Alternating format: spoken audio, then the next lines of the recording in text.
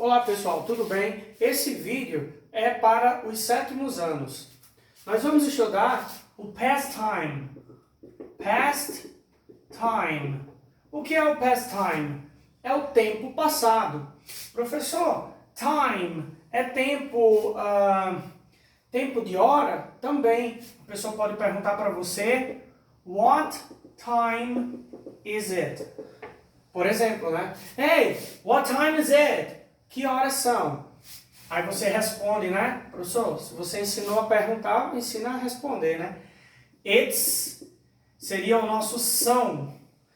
Aí você vai dizer, são 8 em ponto. It's 8 o'clock.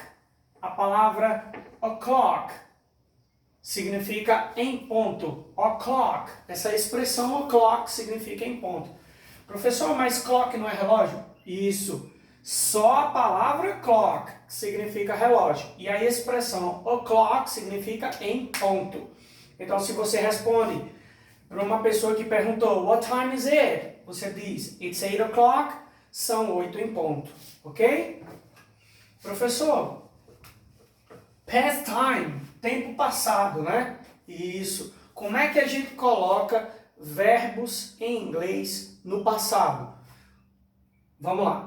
Existem dois tipos de verbos. Os verbos regulares e os verbos irregulares.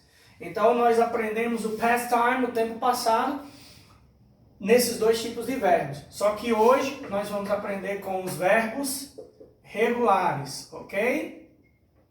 Alright? Verbos regulares, são os regular verbs. Primeiro que tudo, como que eu sei que um verbo é regular?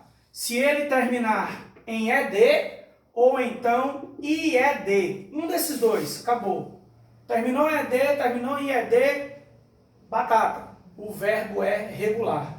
Então essa é a primeira característica que mostra para você que um verbo em inglês é regular. Professor, como é que eu sei que um verbo em inglês está no passado? Olha que coincidência, mesma regra. Se terminar em ED ou IED, ele está no passado. Então, se você vê um verbo que terminou em ED ou IED, significa duas coisas. Que ele é regular e que ele está no passado. Ok?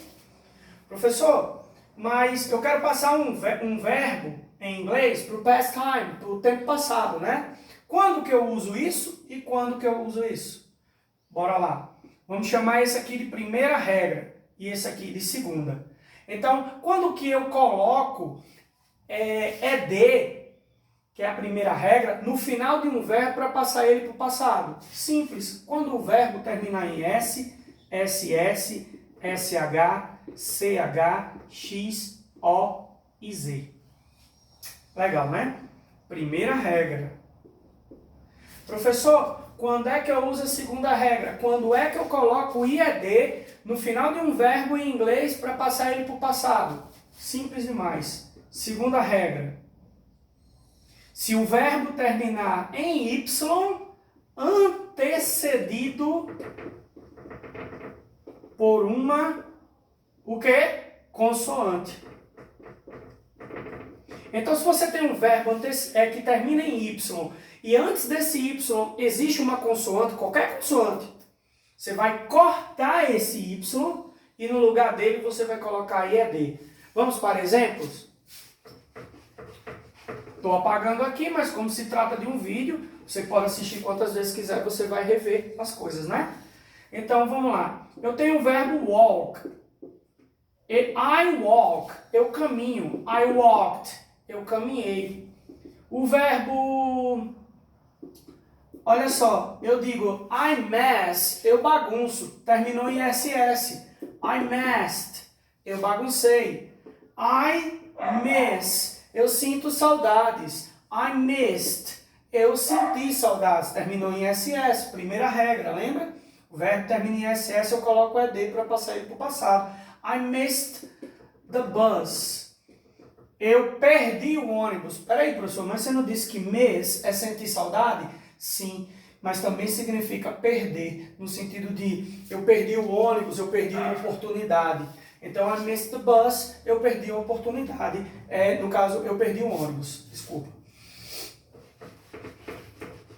Vou dar um exemplo de verbo com X. I fix. Eu conserto. I fixed. Esse ED vai ter um leve som de T, percebe? I fixed. I fixed. Eu consertei. Som de T. Terminou em X. Primeira regra lá que eu escrevi antes. Vamos lá. Lembrando da segunda regra aí, ED. Vamos lá. I study. I cry. I try. Eu estudo, eu choro, eu tento. Terminou em Y. E olha, antecedido por uma consoante, consoante, consoante. Corto o Y e no lugar coloco IED. Simples demais. Então, no final das contas, I studied. Eu estudei. I cried. Eu chorei. I tried. Eu tentei.